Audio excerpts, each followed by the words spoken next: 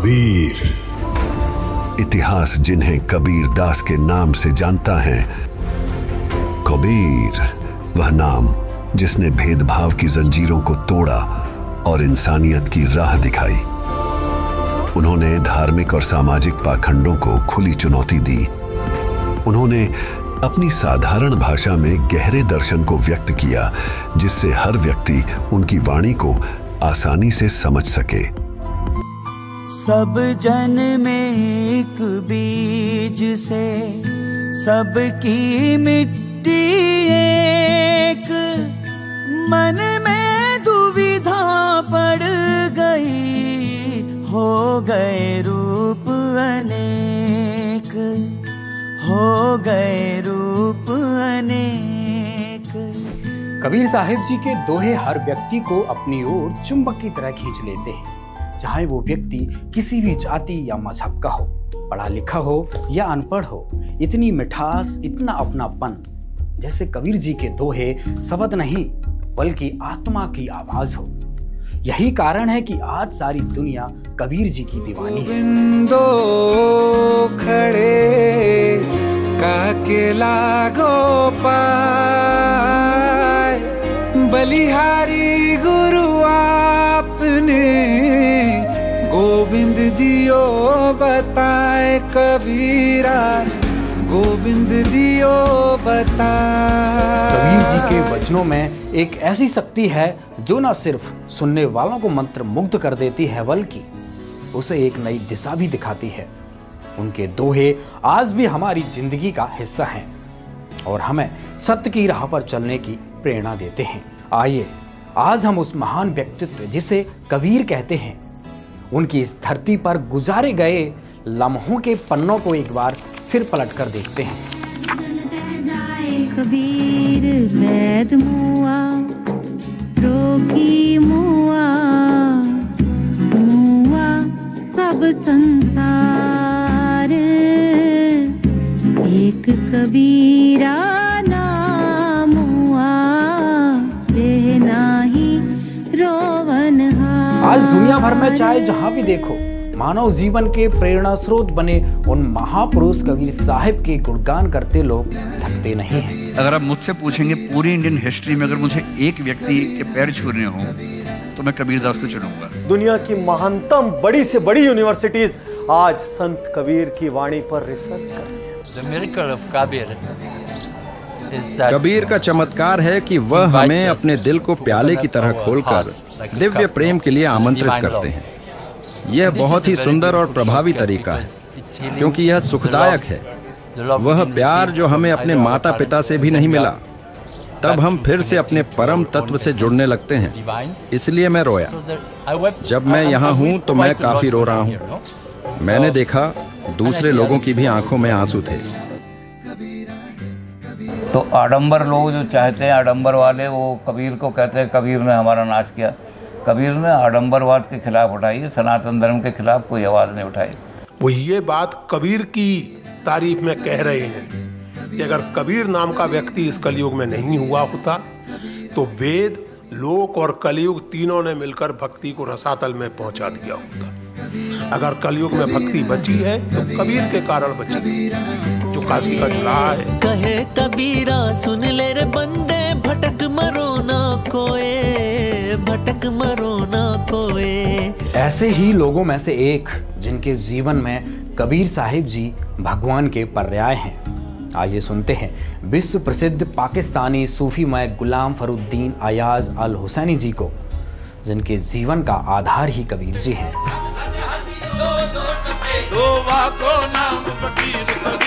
कबीर कहाँ से आए थे, किस इलाके से आए थे, ये मालूम है आपको?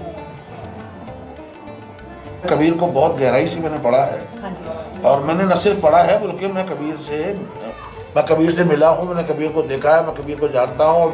कबीर मेरा मजमून है, कबीर मेरा टॉपिक है, तो मैं कबीर के ऊपर कोई बार्गेनिंग करने को तैयार नहीं हूँ। कबीर जो हैं सिर्फ वाहिद हैं कि जो नंगी शमशीर है। कबीर ने कोई कंप्रोमाइज़ नहीं किया। कबीर ने जो देखा वो कहा, और जो सच देखा वो कहा, और सच के अलावा कुछ नहीं कहा। हद हद टपे सो औलिया और बेहद टपे सो पीर, हद हद टपे सो और बेहद टपे सो पीर, हद अनहद दोनों टपे सो वाको नाम फकीर कबीरा, वाको नाम फकीर कबीरा, वाको नाम फकीर। कबीर साहिब जी की वाणियों को संजो कर जो ग्रंथ बना उसको कबीर बीजक के नाम से जाना जाता है। जितना भी मैंने उसका अध्ययन किया उसमें उन्होंने अपनी वाणियों में वर्णित साखी शब्द और रमैनियों के रूप में जो एक सर्वोच्च शक्तिमान सच्चिदानंद घन ब्रह्म का जिक्र किया है वो अद्वितीय, अनन्य और अवर्णनीय है। दुनिया में जिसने कबीर को जिस रूप में भी जाना, कबीर जी उसी रूप में उसकी ज़िंदगी का आधार बन गए। वो साहित्यकारों के लिए कवि थे, सूफियों के लिए खुदा, संतों के भगवान थे, परंतु वे स्वयं अपनी वाणियों में सदैव जिस अनादि अनंत सर्वशक्तिमान पूर्ण ब्रह्म परमात्मा के बारे में दुनिया को चेताया करते थे, वे उससे दुनिया के सब लोग, मैं कहूँगा, अनभिज्ञ हैं। उस अलौकिक ज्ञान को उनके सिवाय दुनिया में कोई नहीं समझा पाया। जैसे उनकी एक वाणी है, एक राम दशरथ का बेटा, एक राम घट घट में लेटा, एक राम ने जगत पसारा, एक राम इन सब से न्यारा, चारों को छोड़ जो पंचम को ध्यावें, कहें कबीर वो हम तक आवे। तो ये जो पांचवें राम का जिक्र है, इस पांचवें राम का जिक्र साहेब कबीर के सिवाय दुनिया में कोई नहीं करता। इसका मतलब कोई ऐसा रहस्यमयी तत्व ज्ञान अवश्य है जो कबीर साहिब के सिवाय इस धरती पर ना तो किसी के पास था और ना किसी के पास है। वो हिंदी के पहले जन कवि हैं, महाकवि भी कहना चाहिए। हिंदी भाषा को एक साहित्य का दर्जा दिलाने वाले सबसे बड़े कवि कबीर ही हैं, सबसे पहले कवि। उससे पहले हिंदी को लोक भाषा माना जाता था, लेकिन कबीर जैसे कवि ऐसे थे जिन्होंने हिंदी को एक साहित्यिक भाषा का दर्जा दिलाया। वह भी ऐसी भाषा में जो सीधी सरल भाषा थी, और वह भाषा ऐसी हो गई कि आप देखें कि बहुत सारे संप्रदाय उसको धार्मिक उपदेश की तरह ग्रहण करते हैं। यहाँ तक कि गुरु ग्रंथ साहब जैसी कृति में भी सबसे ज़्यादा कबीर की वाणी। कबीर मेरी सिमरनी रसना ऊपर रामा, आद जुगादी सगल भगत ताको सुख विश्रामा। कबीर की कविताई में, उनकी शायरी में एक चुंबकत्व है, चुंबक वो खींचता है अपनी तरफ।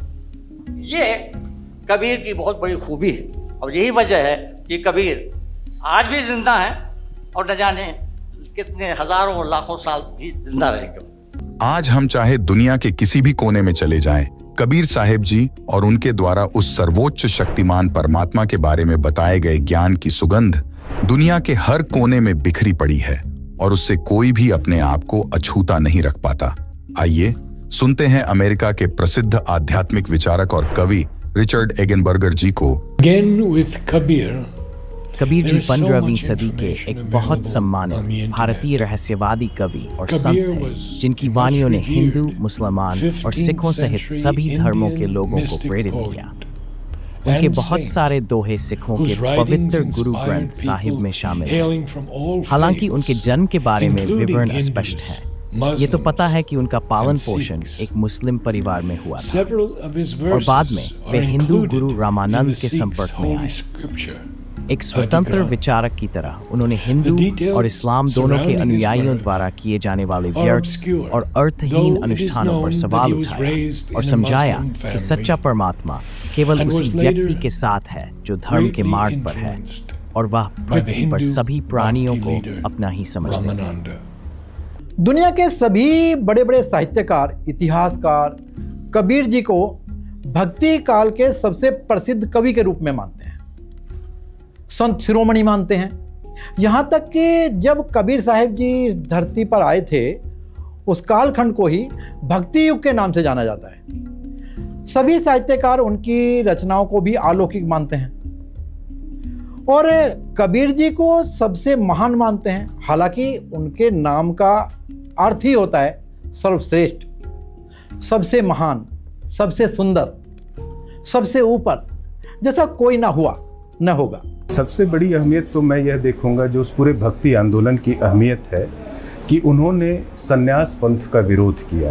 उन्होंने कहा कि आप अपना काम करते हुए भी ईश्वर के नज़दीक जा सकते हैं। मन की भावना अच्छी होनी चाहिए और आपकी जीवन शैली सादी होनी चाहिए। आप कबीर जिंदगी भर कपड़ा बुनने का काम करते रहे, उन्होंने कभी भी काम करना छोड़ा नहीं। वास्तविकता में कबीर साहब कौन हैं, जिनका जादू आज भी सारी दुनिया के सर पर चढ़कर बोल रहा है?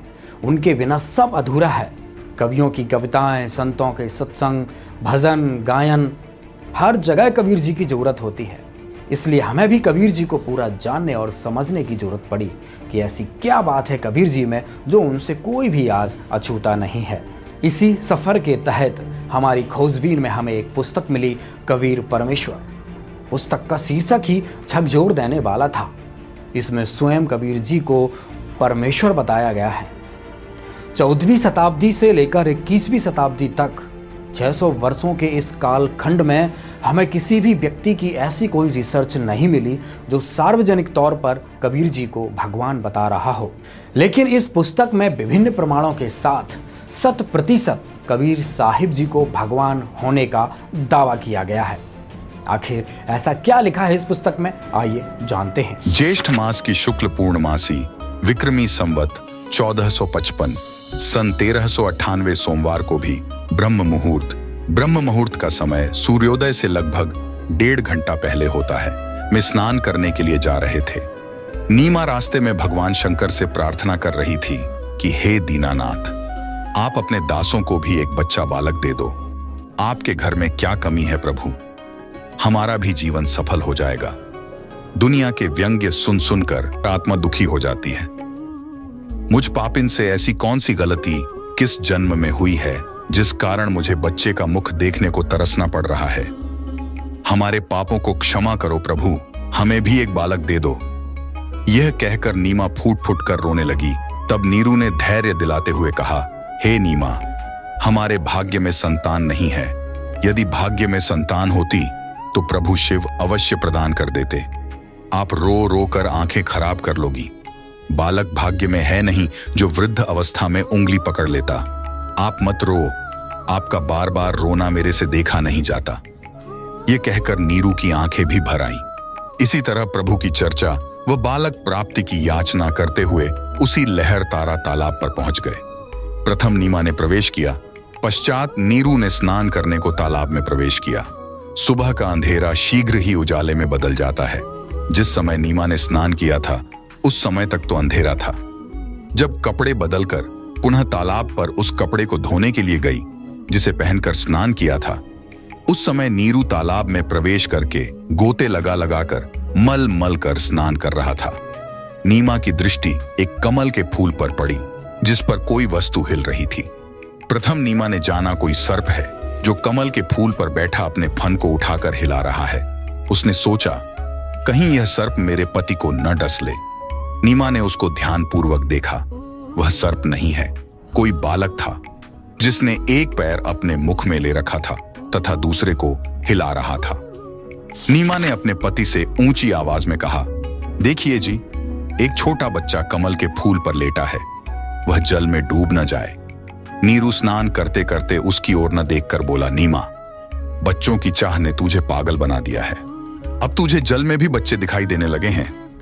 नीमा ने अधिक तेज आवाज में कहा, मैं सच कह रही हूं, देखो, सचमुच एक बच्चा कमल के फूल पर, वह रहा, देखो देखो।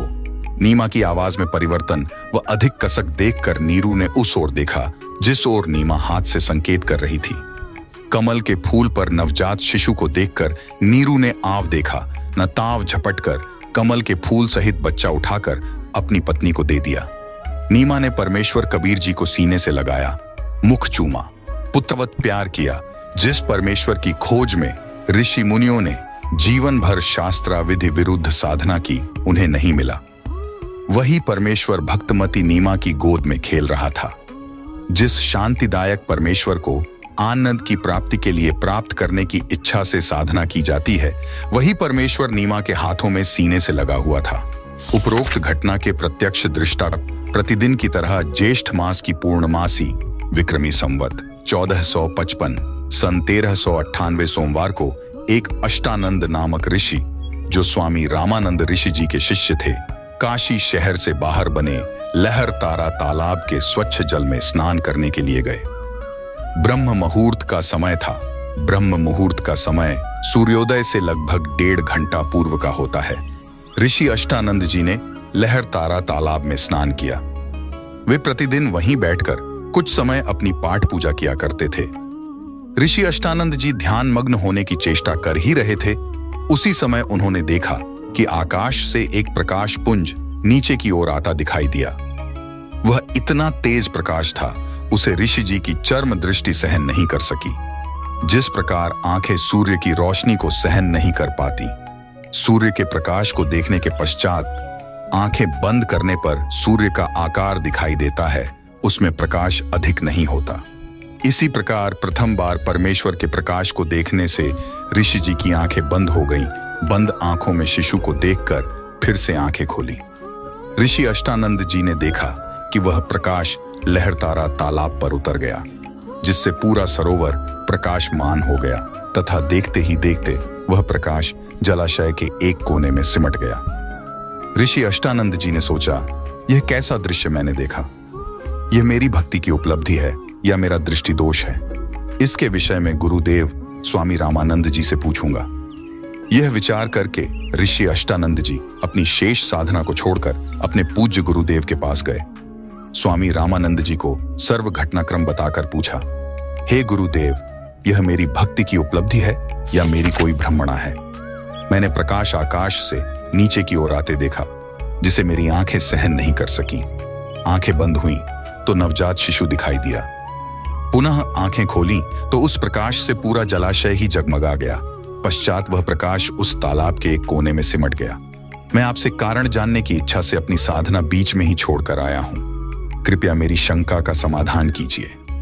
ऋषि रामानंद स्वामी जी ने अपने शिष्य अष्टानंद से कहा, हे ब्राह्मण, यह न तो तेरी भक्ति की उपलब्धि है, न आपका दृष्टि दोष ही है। इस प्रकार की घटनाएं उस समय होती हैं जिस समय ऊपर के लोकों से कोई देव पृथ्वी पर अवतार धारण करने के लिए आते हैं। वह किसी स्त्री के गर्भ में निवास करता है, फिर बालक रूप धारण करके नर लीला करके अपना अपेक्षित कार्य पूर्ण करता है। कोई देव ऊपर के लोकों से आया है, वह काशी नगर में किसी के घर जन्म लेकर अपना प्रारब्ध पूरा करेगा। उपरोक्त वचनों द्वारा ऋषि रामानंद स्वामी जी ने अपने शिष्य अष्टानंद की शंका का समाधान किया। पहले तो हमें लगा किसी और कबीर की बात हो रही होगी, लेकिन जैसा कि अभी आपने पढ़ा उससे मालूम हुआ कि यह सब तो आज से लगभग 600 वर्ष पहले आए काशी वाले कबीर जी के बारे में ही लिखा है, जिनको लोग आज तक कवि, संत, जुलाहा आदि आदि उपनामों से जानते आए हैं। और उसी आधार पर दुनिया के लाखों लोगों ने भी कबीर जी पर रिसर्च किया, अपने अपने अनुभवों से किताबें लिखी, लेकिन स्पष्ट रूप से कबीर साहिब के स्वयं भगवान होने का ऐसा कोई साक्ष्य प्रस्तुत नहीं कर सके जिस पर हम पूर्ण रूप से विश्वास कर सकें। दरअसल इस पुस्तक में कबीर साहिब जी के बारे में जितना भी कुछ लिखा गया है वह मुझे भी आश्चर्यचकित करता है।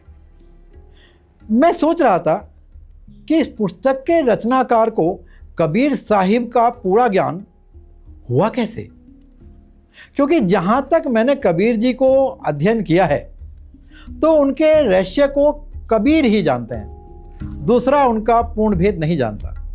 कबीर पोथी पढ़ जग मुआ, पंडित भया न कोय, 2.5 अक्षर प्रेम के, पढ़े सुपंडित होए। तो कबीर की नॉलेज आपको यूनिवर्सिटी से नहीं मिल सकती। कबीर की नॉलेज, कबीर की जानकारी आपको यूनिवर्सिटी से, स्कॉलर्स से, प्रोफेसर से नहीं मिल सकती। कबीर के लिए आपको कबीर के पास ही जाना पड़ेगा। इस पुस्तक ने हमारे सोचने और समझने की दिशा ही बदल दी, जिससे हमारे सफरनामे में एक नया मोड़ आ गया। इस पुस्तक में दिए गए प्रमाणों की प्रासंगिकता को परखने के लिए हमने उत्तर प्रदेश स्थित शहर काशी यानी वाराणसी जाने का निर्णय लिया और हमारी टीम काशी के लिए निकल पड़ी। कबीर को समझना यानी कि भगवान को समझने जैसा है। जहां तक हमारा मानना था कि कबीर को पूरा जानने वाला कबीर ही हो सकता है। शीशु तारे भूय धरे, तापर राखे पाँव, दास कबीरा यूं कहे, कबीर परमेश्वर पुस्तक में दिए गए प्रमाणों की सत्यता को जांचने के लिए काशी पहुंचकर सबसे पहले हम उस स्थान पर पहुंचे जहां कबीर साहिब जी प्रकट हुए थे। ये वही लहर तारा तालाब है जहां कबीर साहिब सन 1398 में कमल के फूल पर नीरू और नीमा को मिले थे। ये जो स्थान आप देख रहे हैं ये लहर तारा तालाब का किनारा है, जैसा कि आपको वहाँ पे तालाब में दिखाया था कबीर जी का वहाँ प्रकट हुआ था, और इस किनारे से होते हुए नीरू नीमा कबीर जी को उठाकर लाए थे। और ये हम आपको ले चल रहे हैं जो कबीर साहब के उस समय के प्राचीन मंदिर है जो वीर सिंह बघेल ने बनवाया था।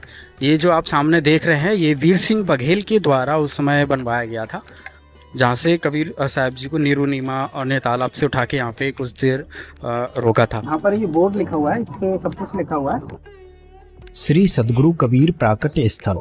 यह वही स्थल है जहाँ पर सदगुरु कबीर साहब जेठ पूर्णिमा विक्रम संवत 1455 सन 1398 में उतरे थे। इसी स्थल से नीरू नीमा इन्हें उठाकर नीरू टीला, नरहरपुरा, अब कबीर चौरा, काशी ले गए थे। यह मंदिर अति प्राचीन है। इसे आचार्य श्रुति गोपाल साहेब एवं राजाधिराज वीर सिंह बघेल ने विक्रम संवत 1585 माघ सुदी नमी को बनवाया था, जो आज भी अपने मूल रूप में विद्वान है। इस स्थल का उल्लेख देश विदेश के अनेक विद्वानों ने किया है। इसके उत्तर में कुछ दूरी पर कबीर स्तंभ है, जहाँ पर नीरू नीमा ने विश्राम किया था। उस स्थल का निर्माण उत्तर प्रदेश शासन द्वारा कराया गया है। तो यहाँ पर कबीर साहब का प्राकट्य स्थल है और यहीं पर वो आकर उनके माता पिता लाकर यहीं रहते थे। और ये उस समय का प्राचीन मंदिर है जो उस समय भी विद्वान थे। यहाँ पर आश्रम, उस समय अष्टानंद करके यहाँ एक ऋषि हुआ करते थे जी, वो इसकी आश्रम है। और ये मंदिर वो प्राचीन है। और ये आप देखेंगे पूरा तालाब है, ये लहरताल, ये गंगा और वर्णा 80 यानी कि ये और लहरताल के जो तीनों चारों के बीच में जो है वो काशी है। जब लहर गंगा जी अपने पूरे लहर देखते थे बरसात में, तो ये पूरे भरा हुआ स्थल होता था। सर, हमारी किताबों में कबीर साहब जी का जीवन परिचय आता है जिसमें लिखा हुआ है कि कबीर जी का जन्म जो विधवा ब्राह्मणी के गर्भ से हुआ है। इस बारे में आप क्या कहेंगे? ये तो सरासर ये ब्राह्मणों के अपने तरह से बनाया, क्योंकि विधवा ब्राह्मणी क्या होते तो उसके खानदान सारी चीज पता होता है और वो क्यों छोड़ के जाते उसकी सारी कुल का पता होता, और तब वो नीरू नीमा को नहीं मिलते हैं। और क्योंकि ऐसा मान्यता है कबीर जी को प्रगट स्थल प्रगट है, ऐसा मान्यता है। और उनकी लास्ट में भी वही स्थिति है कि कमल के फूल में मिले, और लास्ट में भी कमल हो गया, जो उनकी डेड बॉडी नहीं मिला जब काशी छोड़कर उन्होंने मगहर अपना, ऐसा मान्यता था कि मगहर में मरने से गधा होते हैं और काशी में मरने से मुक्ति होते हैं। तो कबीर जी ने उन्होंने इस भ्रम को तोड़ने के लिए काशी छोड़कर मगहर गया और उन्होंने अपने शरीर वहीं छोड़े, तो वहाँ भी उनकी डेड बॉडी नहीं मिली, उसकी जगह भी फूल मिले। और जो फूल और चादर मिले तो फूल का मंदिर बनाया गया, और वहाँ के जो मुसलमान शासक बिजली खां पटा उन्होंने मजार बनाया, और वहीं से कुछ फूल लाकर जहाँ कबीर जी रहा करते थे वहाँ पर एक समाधि दिया गया। यहाँ पर ही ये जो अष्टानंद का विवरण आता है कि जब कबीर जी प्रकट हुए थे तो अष्टानंद को एक प्रकाश दिखा था, तो वो अष्टानंद जी यहीं पर बैठ के तपस्या कर रहे थे। आज भी उनकी यहाँ पे अष्टानंद की, ये आप सामने देखिए, ये उनकी समाधि बनाई गई है। यहाँ से जो उनसे हम जानेंगे। सर, अष्टानंद के बारे में क्या बताएंगे आप? अष्टानंद जी उस समय जो ऐसा मान्यता था कबीर जी को देखते थे, वो उसकी एक तरह संरक्षक थे और वो यहाँ पर बैठते थे, और बाद में उनकी ये समाधि यहाँ पर दिया गया। उस समय भी ये आश्रम हुआ करते थे। कबीर जी जब प्रकट हुए थे तो उन्होंने आंखों से देखा हुआ था, इस चीज का प्रमाण? हाँ जी, उन्होंने देखा था कि कुछ प्रकाश आया, फिर बाद में उनको नीरू नीमा को मिला, तब भी पता चला। तो यहाँ पर दोस्तों अभी दिखाया ये अष्टानंद की यहाँ पे समाधि बनी हुई है। तो जो इतिहास में 600 साल पुराना इतिहास है, कोई ज्यादा लाखों वर्ष पुराना इतिहास नहीं है जिसको ना माना जाए। इससे अब एक चीज सिद्ध हो गया, ग्राउंड रिपोर्ट आपको दिखाई, इस पे स्पष्ट हो गया कि कबीर जी सशरीर प्रकट हुए थे। यहाँ के जो लोग हैं इनको मूल जानकारी है कि कबीर जी का किसी भी माता पिता से उनका जन्म नहीं हुआ था, वो सशरीर प्रकट हुए थे। तालाब से किनारे से यहाँ पे नीरू नीमा लेके आए थे। उनकी यादगार में यहाँ पे वीर सिंह बघेल ने यह यादगार बनाई, और इसी स्थान पर यहाँ पर अष्टानंद, जब कबीर जी का प्रकट हुआ, जब आसमान से प्रकाश का गोला एक आया तो अष्टानंद ने देखा था, तो यहाँ पे अष्टानंद की एक समाधि बनी हुई है। सर, कुछ लोगों का मानना है कि कबीर साहब जी का जन्म विधवा ब्राह्मणी से हुआ है, इस बारे में आप क्या कहेंगे? हम लोग विजय जो पढ़ते हैं तो एक तालाब दिखाया गया है कि इसी तालाब में उनकी पैदाइश हुआ है और वहाँ से नीरू और नीमा लेके इसी मठ में उनको लालन पालन किए, ज्ञान लिए कबीर चौरा से। आपसे पहले ही कह चुके हैं, तुम लोग लिख देते हैं कि दंती है, लेकिन हम तो यही मानते कबीर साहब का जन्म कमल के फूल पर हुआ था। सच्चाई है सर, खाली फूलों पर ही अगर फूलों पर समाप्त हुए ना, फूलों से समाप्त हुए, जहाँ 2 फूल मिले। आप कबीर जी को क्या मानते हो? हम तो संत मानते हो, कवि मानते हो, सदगुरु मानते हो, भगवान मानते हो? दुनिया के सबसे बड़ा भगवान तो नहीं है, एकदम सच्चाई है। आज जो स्थिति लहरतारा की बनी हुई है, जो कि ओरिजिनल प्लेस कहा जाता है कि यहाँ पे कबीर जी को, तो इस बारे में क्या कहेंगे? पहले कितना बड़ा तालाब था, आप तो यहाँ पे शुरू से रह रहे हैं, तो यहाँ की क्या स्थिति थी वो बताइए एक बार। अब ये 7 किलोमीटर लंबा है तालाब है, अब सिकुड़ते उड़ते कब्जा होते होते अब 1.5 किलोमीटर बच गया है, 1 किलोमीटर। और कहा जाता है कि उनका जन्म लहरतारा में हुआ था, जो कि वो एक उनको कमल के फूल पे तालाब में पाया गया था। सदियों से काशी के लहरतारा तालाब के किनारे रहने वाले लोगों से हमने बातचीत की। उनके अनुसार कबीर साहिब स्वयं भगवान हैं, जो शिशु रूप बनाकर काशी में लहरतारा नामक तालाब में कमल के फूल पर प्रकट हुए थे। हम आपको याद दिला दें कि यह तालाब कबीर परमेश्वर नामक पुस्तक में दिए गए साक्ष्य को प्रमाणित करता है। नीरू नीमा लहरतारा तालाब से बालक रूप कबीर साहिब को कबीर चौरा लेकर चले गए, जिसको नीरू नीमा टीला नाम से भी जाना जाता है। सबसे पहले आपको वो जगह दिखाते हैं जहां नीरू नीमा ने कबीर जी का पालन किया। इस स्थान को नीरू नीमा टीला के नाम से जाना जाता है। कबीर साहिब जी की यहीं पर कुटिया थी। मिट्टी की कुटिया होने के कारण जीर्ण शीर्ण हो चुकी थी। अब पुनः इसी स्थान पर एक कुटिया यादगार के रूप में बनाई जा रही है। यह नीरू नीमा की समाधि स्थल है।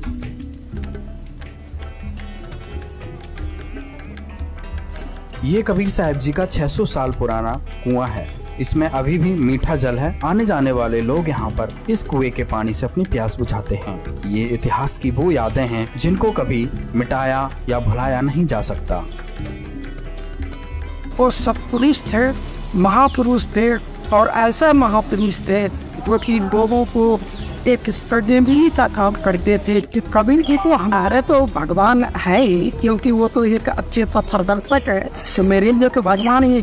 कबीर साहिब जी के अप्रमाणित जन्म की झूठी अवधारणा और कमल के फूल पर प्राकट्य की सत घटना, ये सदा से उलझी इस गुत्थी को सुलझाने की यात्रा में आंखों देखे प्रमाणों की सच्चाई को आधार मानकर इस निष्कर्ष पर पहुंचे कि कबीर साहिब के स्वयं भगवान होने की बात को नकारा नहीं जा सकता। क्योंकि अभी तक के सफरनामे में मिले प्रमाणों से हमने पाया कि कबीर साहिब जी का जन्म नहीं हुआ था, वे कमल के फूल पर प्रकट हुए थे।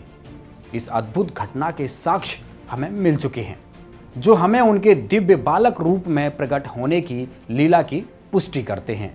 इन पुख्ता प्रमाणों को और मजबूत करने के लिए हमने कबीर सागर का भी अध्ययन किया। इस अध्ययन में हमने यह जानने का प्रयास किया कि क्या कबीर साहिब जी ने अपनी रचनाओं में अपने जन्म को लेकर कुछ बताया है। कबीर सागर में हमें जो प्रमाण मिला, उससे हमारी खुशी का ठिकाना नहीं रहा कि जो प्रमाण हमने अब तक जुटाए थे वे वाकई सत्य हैं, क्योंकि हमें कबीर जी के मुखकमल से बोले गए वचनों में इन प्रमाणों की मजबूती का नया स्तंभ मिल गया। आइए आपको भी दिखाते हैं।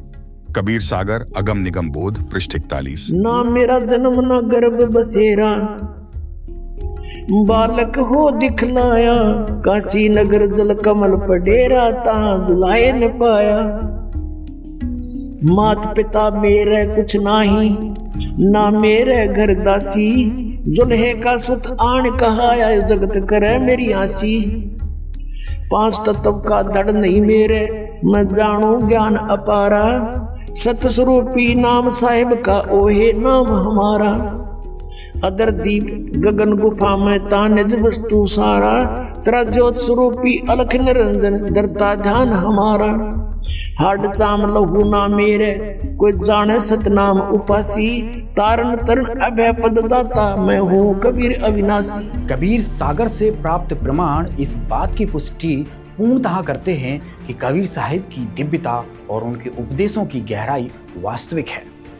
यह ग्रंथ हमें उनके जीवन और शिक्षाओं की सटीक जानकारी देता है, जिससे उनके भक्तों को विश्वास की मजबूती मिलती है और उनके भगवान होने के दावे को भी और भी पुख्ता आधार मिलता है। जितनी विस्मयकारी इस कबीर परमेश्वर नामक पुस्तक में कबीर साहिब जी के जन्म की जानकारी है, उनके इस पृथ्वी लोक को छोड़कर सतलोक गमन की घटना भी कुछ कम रहस्यमयी नहीं है। इस पुस्तक के अनुसार कबीर साहिब मगहर नामक स्थान से सशरीर अपने धाम सतलोक चले गए। उसके बाद इस भ्रम को तोड़ने के लिए कि जो मगहर में मरता है वह गधा बनता है और काशी में मरने वाला स्वर्ग जाता है। बंदी छोड़ कहते थे कि सही विधि से भक्ति करने वाला प्राणी चाहे वह कहीं पर प्राण त्याग दे, वह अपने सही स्थान पर जाएगा। उन नादानों का भ्रम निवारण करने के लिए कबीर साहिब ने कहा कि मैं मगहर में मरूंगा और सभी ज्योतिषी देख लेना कि मैं कहां जाऊंगा, नरक में जाऊंगा या स्वर्ग से भी ऊपर सतलोक में। कबीर साहिब ने काशी से मगहर के लिए प्रस्थान किया। बीर सिंह बघेला और बिजली खां पठान ये दोनों ही सतगुरु के शिष्य थे। बीर सिंह ने अपनी सेना साथ ले ली कि कबीर साहिब वहां पर अपना शरीर छोड़ेंगे। इस शरीर को लेकर हम काशी में हिंदू रीति से अंतिम संस्कार करेंगे। यदि मुसलमान नहीं मानेंगे तो लड़ाई करके शव को लाएंगे।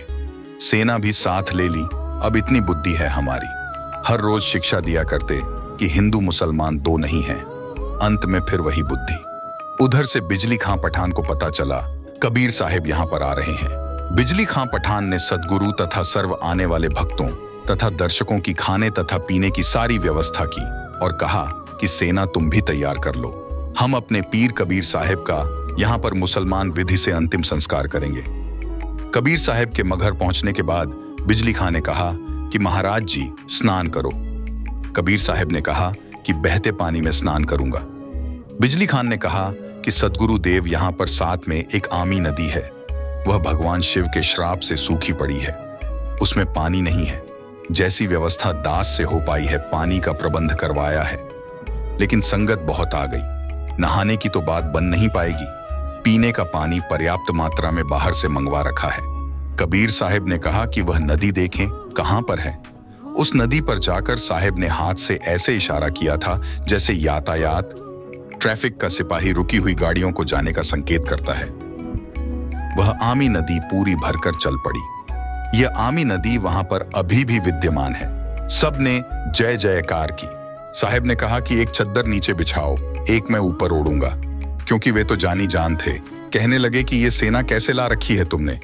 अब बिजली खां पठान और बीर सिंह बघेला आमने सामने खड़े हैं। उन्होंने तो मुंह लटका लिया और बोले नहीं। वे दूसरे हिंदू और मुसलमान बिना नाम वाले बोले कि जी हम आपका अंतिम संस्कार अपनी विधि से करेंगे। दूसरे कहते हैं कि हम अपनी विधि से करेंगे। चढ़ा ली बाहें, उठा लिए हथियार तथा कहने लगे कि आ जाओ। कबीर साहिब ने कहा कि नादानों, क्या मैंने यही शिक्षा दी थी 120 वर्ष तक। इस मिट्टी का तुम क्या करोगे? चाहे फूंक दो या गाड़ दो, इससे क्या मिलेगा? तुमने क्या शिक्षा ली मेरे से? सुन लो, यदि झगड़ा कर लिया तो मेरे से बुरा नहीं होगा। वे जानते थे कि ये कबीर साहिब परम शक्ति युक्त हैं। यदि कुछ कह दिया तो बात बिगड़ जाएगी। शांत हो गए, पर मन में यही थी कि शरीर छोड़ने दो, हमने तो यही करना है। वे तो जानी जान थे। उस दिन गृह युद्ध शुरू हो जाता, सत्यानाश हो जाता, यदि साहेब अपनी कृपा न बख्शते। कबीर साहिब ने कहा कि एक काम कर लेना, तुम मेरे शरीर को आधा आधा काट लेना, परंतु लड़ना मत। ये मेरा अंतिम आदेश सुन लो और मानो। इसमें जो वस्तु मिले उसको आधा आधा कर लेना। महीना माघ शुक्ल पक्ष, तिथि एकादशी, विक्रमी संवत 1500 पिछेत्र सन 1518 को कबीर साहिब ने एक चद्दर नीचे बिछाई और एक ऊपर ओढ़ ली। कुछ फूल कबीर साहिब के नीचे वाली चद्दर पर 2 इंच मोटाई में बिछा दिए। थोड़ी सी देर में आकाशवाणी हुई कि मैं तो जा रहा हूं सतलोक में, स्वर्ग से भी ऊपर। देख लो, चद्दर उठाकर, इसमें कोई शव नहीं है। जो वस्तु है वे आधी आधी ले लेना, परंतु लड़ना नहीं। जब चद्दर उठाई तो सुगंधित फूलों का ढेर शव के समान ऊंचा मिला। बोलो सतगुरु देव की जय। बीर देव सिंह बघेल और बिजली खां पठान एक दूसरे के सीने से लगकर ऐसे रोने लगे जैसे कि बच्चों की मां मर जाती है। फिर तो वहां पर रोना धोना मच गया। हिंदू और मुसलमानों का प्यार सदा के लिए अटूट बन गया। एक दूसरे को सीने से लगाकर हिंदू और मुसलमान रो रहे थे। कहने लगे कि हम समझे नहीं। ये तो वास्तव में अल्लाह आए हुए थे और ऊपर आकाश में प्रकाश का गोला जा रहा था। बोलो सदगुरु देव की जय सत साहेब। तो वहां मगहर में दोनों धर्मों, हिंदुओं तथा मुसलमानों ने एक एक छद्दर तथा आधे आधे सुगंधित फूल लेकर 100 फुट के अंतर पर एक एक यादगार भिन्न भिन्न बनाई, जो आज भी विद्यमान है, तथा कुछ फूल लाकर काशी में, जहां कबीर साहेब एक चबूतरे चौरा पर बैठकर सत्संग किया करते, वहां काशी चौरा नाम से यादगार बनाई। अब वहां पर बहुत बड़ा आश्रम बना हुआ है। मगहर में दोनों यादगारों के बीच में एक साझा द्वार भी है। आपस में कोई भेदभाव नहीं है। हिंदू और मुसलमान ऐसे रहते हैं कि जैसे सगे भाई रहा करते हैं। उनसे हमने बात की थी तो उन्होंने कहा कि हमारी आज तक धर्म के नाम पर कोई लड़ाई नहीं हुई। वैसे कहा सुनी तो घर के घर में हो जाती है, फिर भी हमारी आपस में धर्म के नाम पर लड़ाई नहीं होती है। बिजली खां पठान ने दोनों यादगारों के नाम 500 बीघा जमीन दी, जिसमें हिंदू तथा मुसलमान अपने प्रबंधक कमेटी बनाकर व्यवस्थित किए हैं। कबीर परमेश्वर नामक पुस्तक में दी गई कबीर साहिब के सशरीर सतलोक जाने की जानकारी के साक्ष्य को प्रमाणित करने के लिए हमारी टीम पुनः उत्तर प्रदेश के संत कबीर नगर जिले में स्थित मगहर नामक स्थान के लिए निकल पड़ी।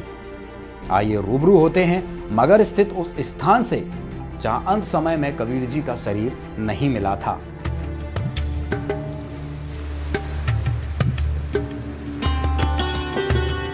यह समाधि स्थल का मुख्य द्वार है। यहाँ से गुजरते हुए समाधि स्थल पर पहुँचते हैं।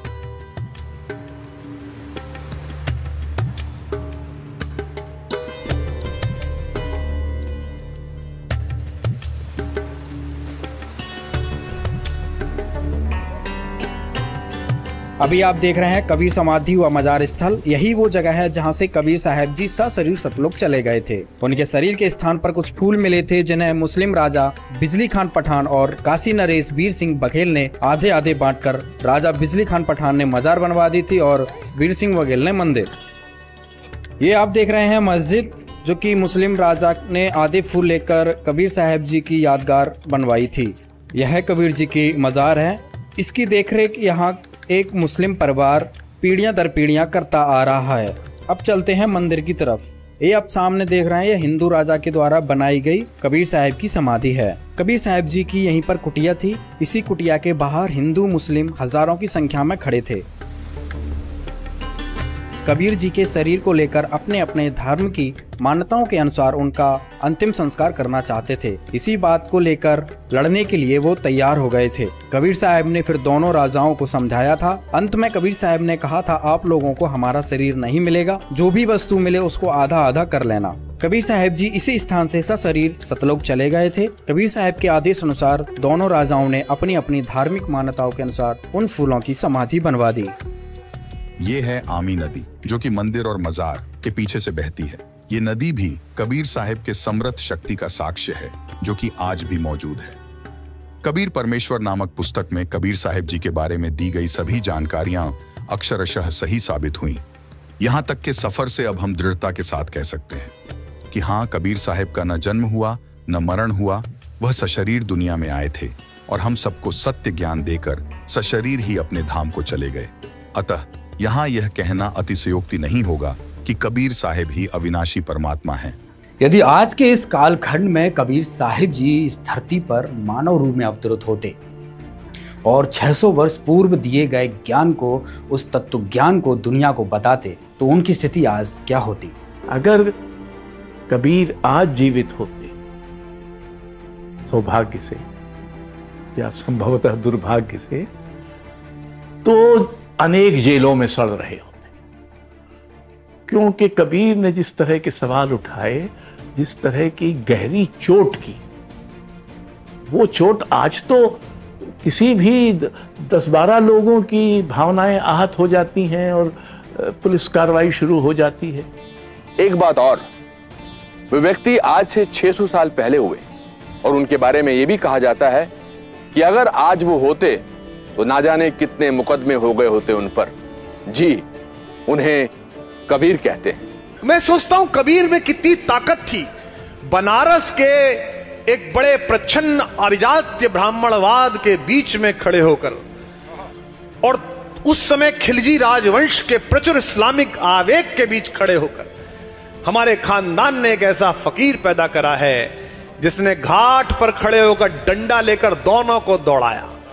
अरे हिंदून राह न पाई, अरे हिंदून राह न पाई, गागर अपनी छुअन न दे, यह देखो हिंदुआई। कहते अरे हिंदून राह न पाई, गागर अपनी छुअन न दे, वैश्या के पायंदर सो में ये देखो हिंदुआई, मुसलमान के पीर औलिया मुर्गी मुर्गा खाई, खाला केरी बेटी भी हमें घर में करे सगाई।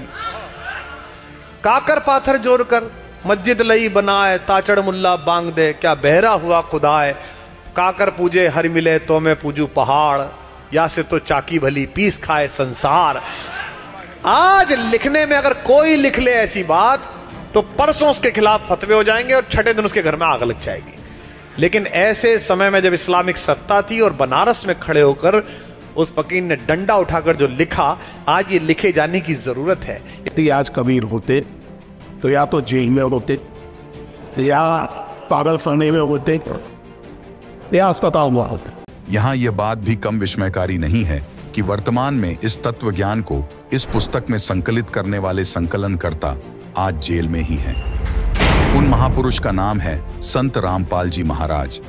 अब इसमें कोई शक की गुंजाइश नहीं रह जाती, क्योंकि कबीर साहिब को पूरा जानने वाला, कबीर मार्ग पर चलने वाला, कबीर की तरह खरी खरी बोलने वाला, वो कोई और नहीं, वो समर्थ कबीर ही है।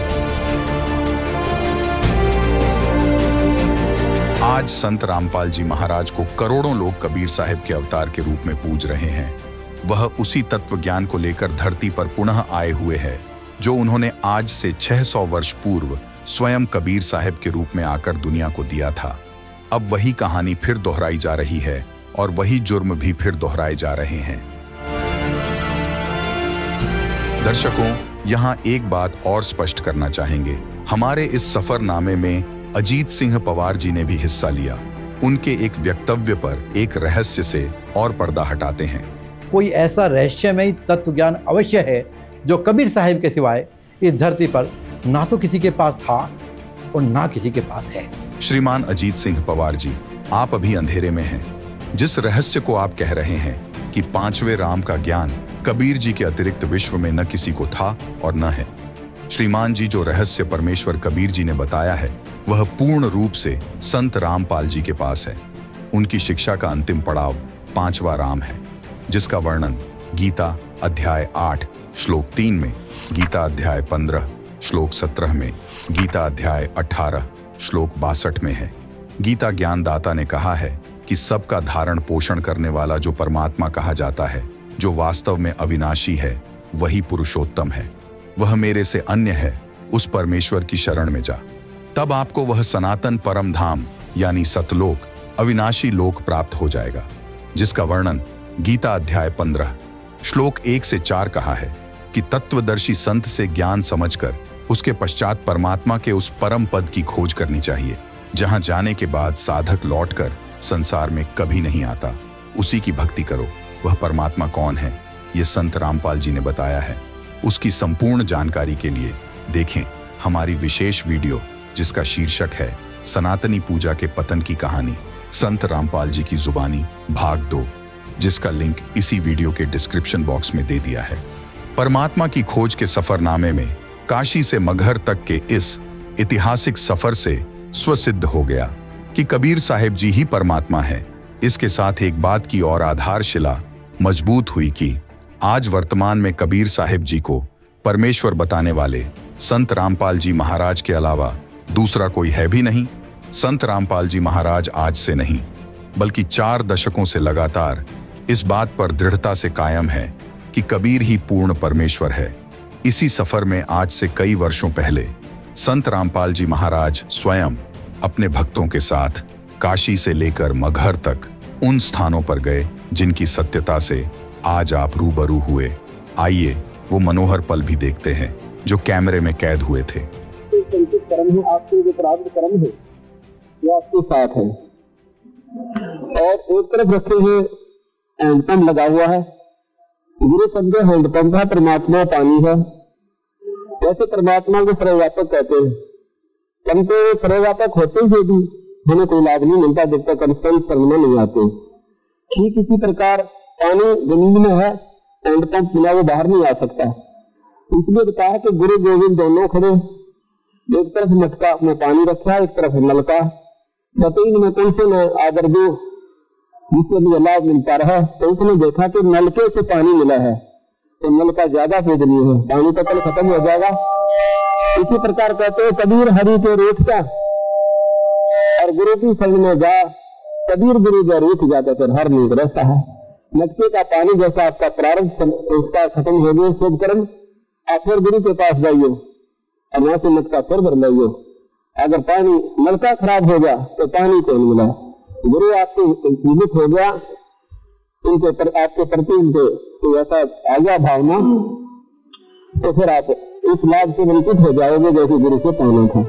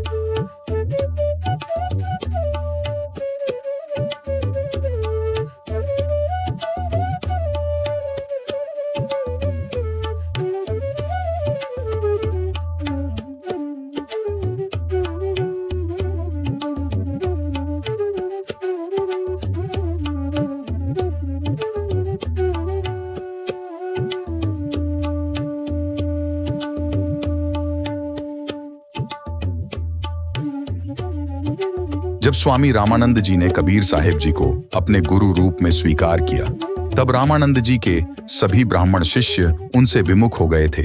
केवल अष्टानंद जी ही उनके साथ रह गए थे। इसी कारण से इस स्थान पर केवल 3 मूर्तियां स्वामी रामानंद जी, अष्टानंद जी और कबीर साहिब की यादगार के रूप में विद्यमान हैं। ये वो स्थान है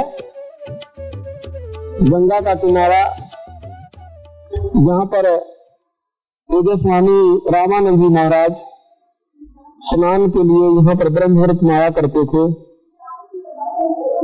एक दिन बंदी छोड़ कबीर साहब यहाँ पर एक छोटे से बच्चे का रूप बनाकर,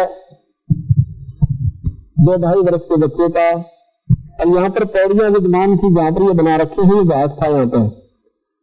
यादाश्त वास्ते इन्होंने ये सारा संतों ने अपना ये तय करना पड़ा कि कहीं इनकी यथार्थता गुम न हो जाए, आने वाले समय में पहचान न रहा है। ये सच्चाई आपके सामने होगी। यहाँ पे हो सकता है कोई नहीं सोचता वैसे झूठ बोलते होंगे, किसी ने देखा है। आपकी तुलसी भी तो इस बात को प्रमाणित करती जाएंगी कि हमारे माता पिता, हमारे दादे परदादे गए थे और ये बता के गए थे हम अच्छा देव का 100 सत्य।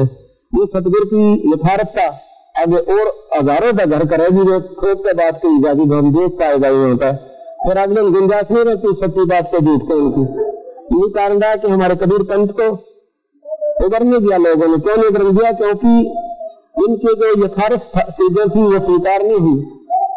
अब हमारे सामने बंदी छोड़ का पूरा प्रमाण है, जहाँ वो प्रगट हुए, जहाँ उनका लाली पालन और नीलाकरी व देखा है, जहाँ दीक्षाली वो देखी। अब चलेंगे वहां पर मगहर में, जहाँ पर उनकी अंतिम यात्रा थी, और जहाँ से अपने सतलोक को 120 वर्ष तक अनजान आत्माओं को चेता कर अपने स्वदेश को सशरीर लौट गए। यहाँ पर उनके फूल पाए थे, भारत का शरीर भी मिला। बोल सतगुरु देव।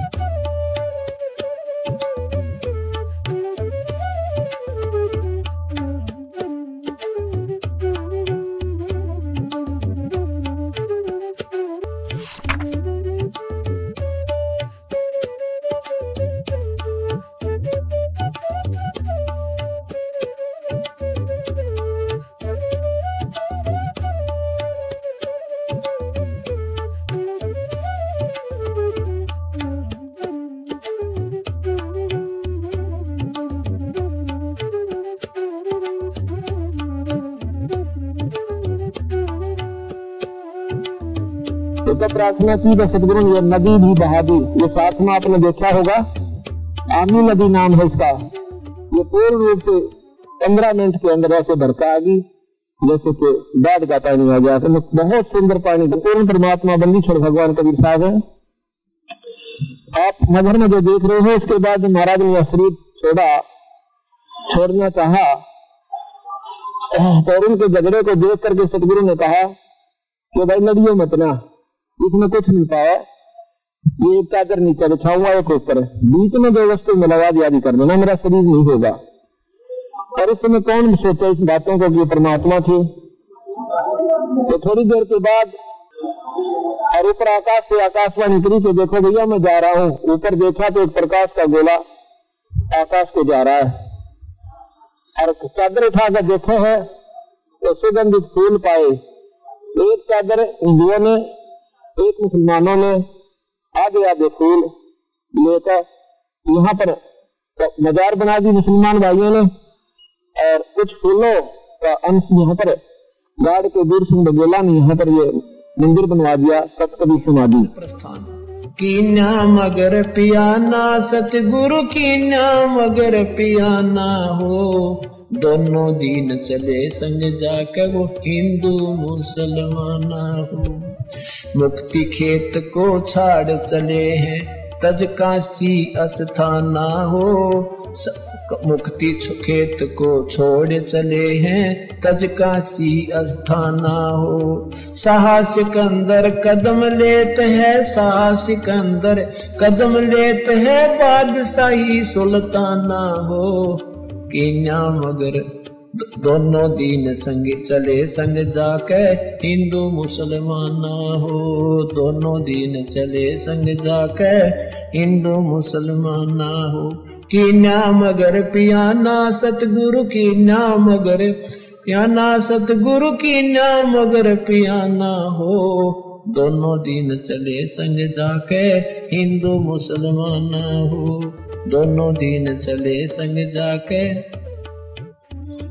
मुसलमाना हो। चार वेद के वक्ता संग हैं वो खोजी बड़े बयाना हो, सालग राम सुरत सेवे वो ज्ञान समुद्र दाना हो। सट दर्शन जाके संग चाले वो गावत वाणी नाना हो, अपना अपना इष्ट संभाले वो बच्चे पोथी पाना हो। चादर फूल बिछाए सतगुरु जो देख सकल जिहाना हो, चार दाग से रहत जुलती वो अवगत अलख अमाना हो। वीर सिंह बघेला करे बीनती वो बिजली खान पठाना हो, दो चादर बख्शीश करी है दीना यो परवाना हो। नूर नूर नूर निर्गुण पद मेला ये देख बहे हैराना हो, पद लो नीन बहे अविनाशी पाए न पाए पिंड न प्राना हो। शब्द स्वरूप साहेब साहेब सर्वंगी शब्द शब्द समाना हो, दास गरीब कबीर अरस में उसकी फर्क धवज निशाना हो। बंदी छोड़का वो एक प्रमाणित स्थान है कि जहाँ पर दोनों धर्म बड़े प्रेम के साथ आदर के साथ रहते हैं और आपस में सदगुरु के प्रति उनका कोई दुर्भाव नहीं है, उनको सच मानते हैं। जो बातें हमने आपको बताई बोल सतगुरुदेव